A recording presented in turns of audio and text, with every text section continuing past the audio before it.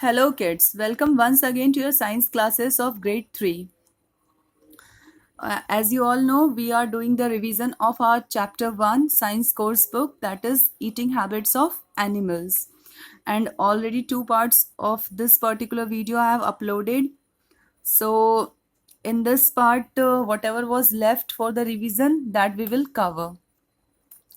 If you recall, we have studied about in the last part of the video about different animals, that what type of mouth parts and what kind of teeth they are having and what kind of feeding habits they are adopted to. Like an elephant, it uses its trunk to put, as you can see over here, the elephant uses its trunk to put food into its mouth, and it also uses its trunk to break the branches and leaves from the trees and to drink water. About rabbits, squirrels, and rats, we have studied about that they gnaw their food.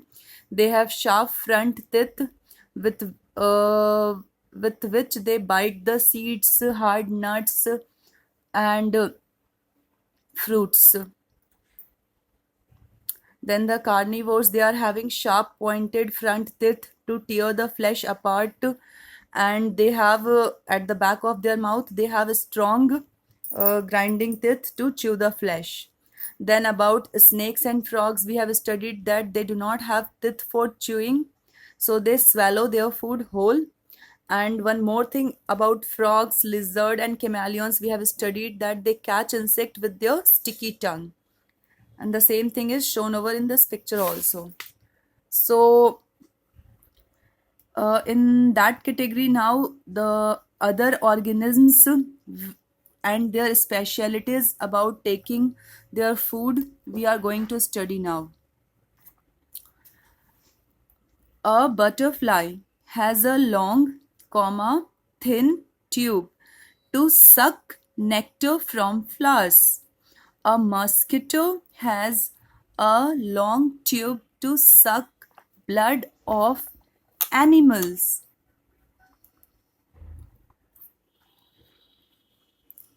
Cats and dogs lap milk or water with their tongue. Okay, so all the pictures are also given over here for better understanding. As about butterfly, it is said that butterfly, this is the picture of a butterfly, it has a long thin tube. So butterflies suck the nectar of the flowers. Yes, mostly the butterfly lives on the nectar. And what is nectar? I have already told you that this nectar, it is the sweet liquid like substance present inside the flowers. So the butterfly has a long thin tube like structure as its mouth part, with the help of which it suck nectar. Uh, as you as you use straw to drink cold drink and all that now, so in the similar way the thin long tube of this butterfly help butterfly to suck, to pull out the nectar from the flowers. Then a mosquito, as you can see over here, this is the picture of mosquito. Now you are also having your books with you, so you can have better understanding and clarity of the pictures. So this mosquito is having long thin tube to suck blood of animals, because mosquito are blood suckers. They live on the blood of other animals, so they are also having a long thin tube like structures as their mouth part. Now about cats and dogs, they lap milk or water with their tongue. So as you can see, this is the tongue. So whenever some liquid things are there, the cat and dog, they just don't drink it like we do, they lap it. With the help of their tongue, they lap milk and water. So this was about cat and dog. So our last subtopic was remaining, that is food chain. So let's start food chain. Some animals eat plants. Obviously, there are some animals who eat plants only, and they are known as, yes, herbivores. So some animals eat plants. Some animals eat plant eating animals. Now there are some animals who eat the plant eating animals or who eat the herbivores, and those animals are known as carnivores or flesh eaters. Okay, some animals eat both plants and other animals. Obviously, we have studied about this thing that they are called omnivores. Omnivores are those who eat both plants as well as other animals. Thus, animals depend directly or indirectly on plants for their food. Obviously, whosoever animal it is, whether it is a herbivore or carnivore or omnivore, every everyone, all the animals on this planet Earth, either directly or indirectly, they are dependent on plants for their food. This I have already explained you in my very initial videos.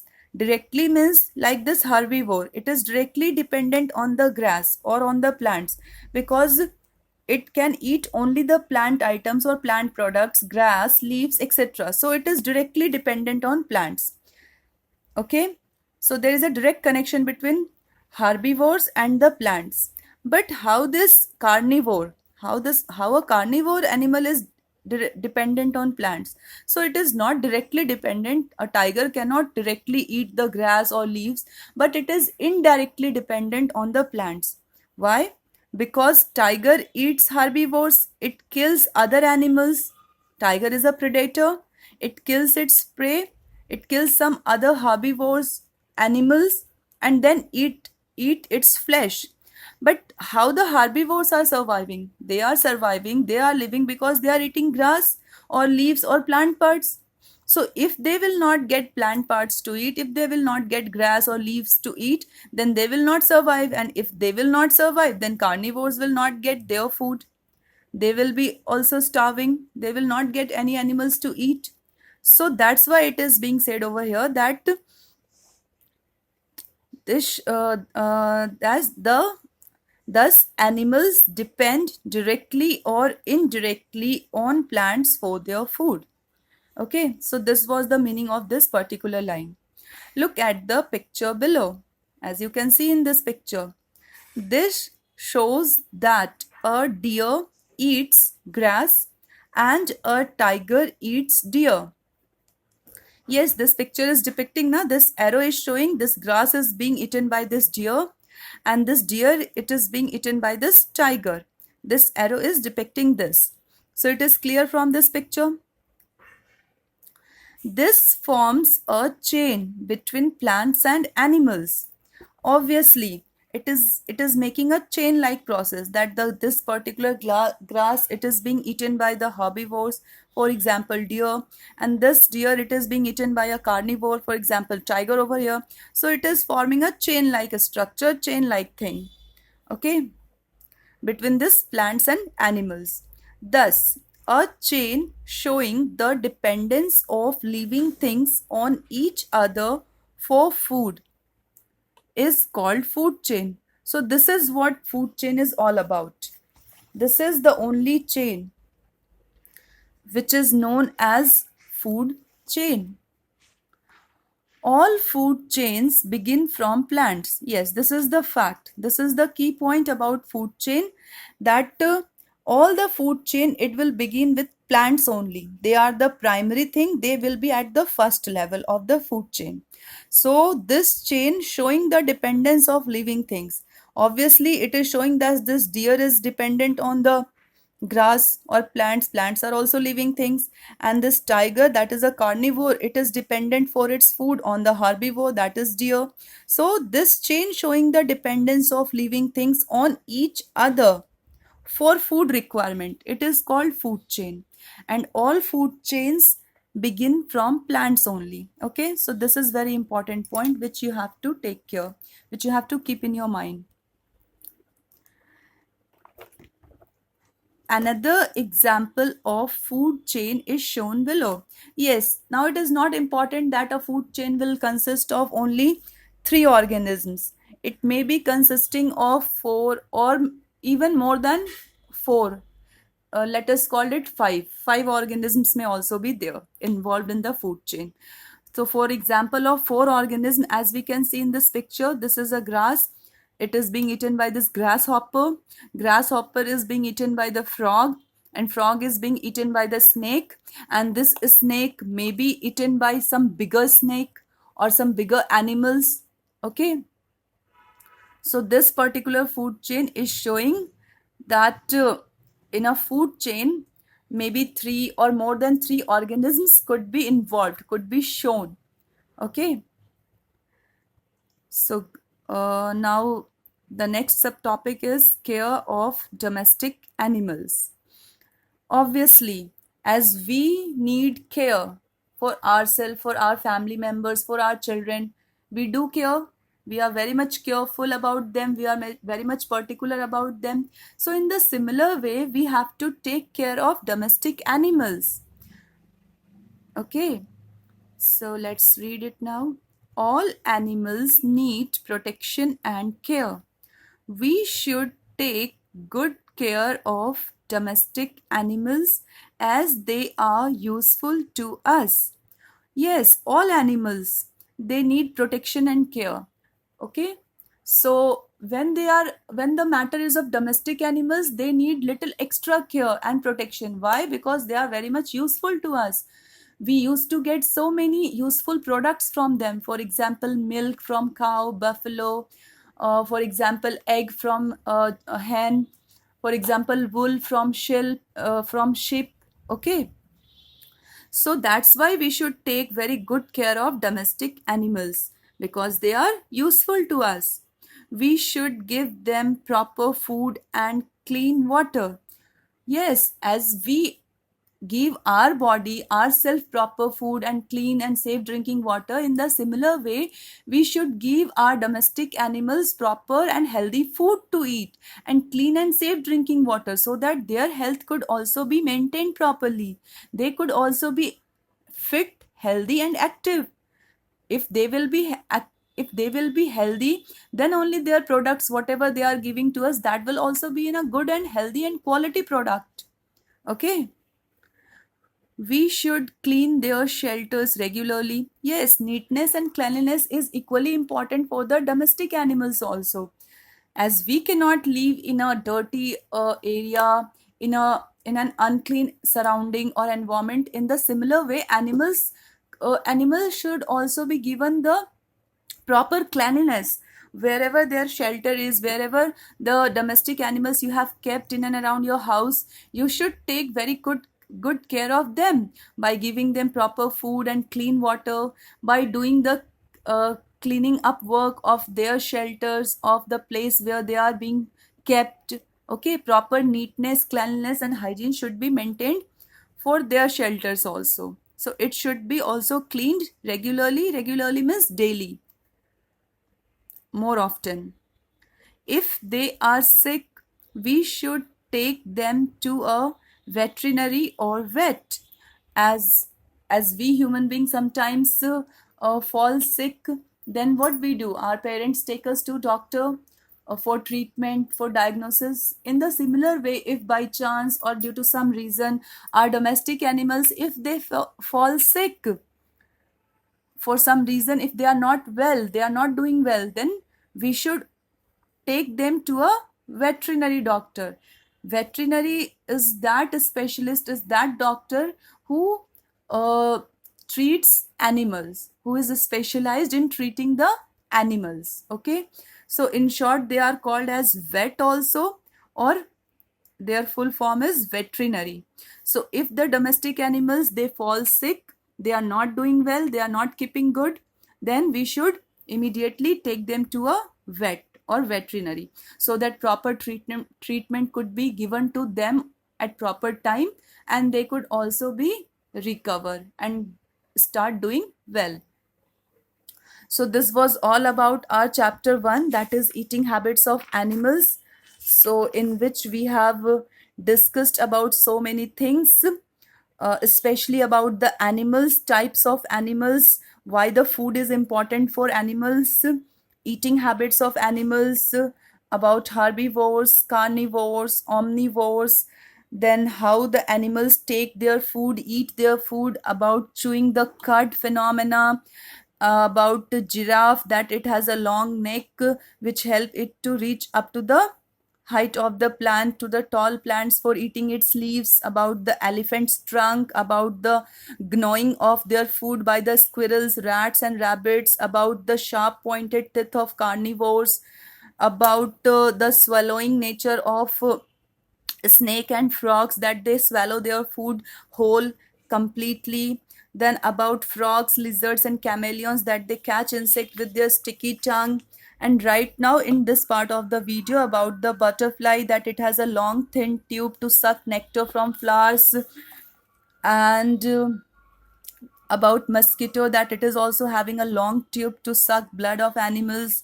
Then cats and dog, they lap their milk or water, okay, with their tongue. Then about food chain, that a chain showing the dependence of living things on each other for food is called food chain, and all food chain begins from plants. And then how and why we should take very good care of domestic animals. Okay, now this is your let's memorize section, and you can call it keywords also.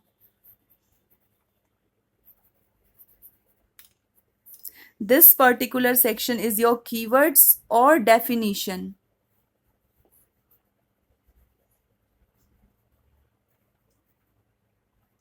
Okay, so this particular section, which is given at the last of the chapter in let's memorize section, it is very important.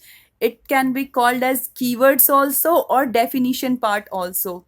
So this, I hope you all must have written, that is herbivores, carnivores, omnivores, cud, gnaw and food chain. All in all, there are 6 keywords. Herbivores, animals that eat plants or parts of plants are called herbivores. Carnivores, animals that eat the flesh of other animals are called carnivores. Omnivores, animals that eat both plants and other animals are called omnivores. Very basic, which we have already studied and I have already explained so many times in this lesson. Then cud. Cud is partly digested food returned from the stomach of some animals to the mouth for chewing. That's why those animals are known as cud chewing animals, and mostly they are herbivores like cow, buffalo, sheep, goat. And I have told you that these herbivore animals, at first go, they just bite and cut the grass or leaves or whatever plant parts they are eating, and they swallow it without chewing. And later on, after some time, they bring back this partly digested food. So that partly digested leaves or whatever food items these herbivores have eaten, that is known as cud. In scientific term, we call it cud. Okay, and then this cud, there is a process, there is a mechanism in their body through which this cud return from their stomach to their mouth again, this time for proper chewing. So they chew that cud for a while properly and they again swallow it.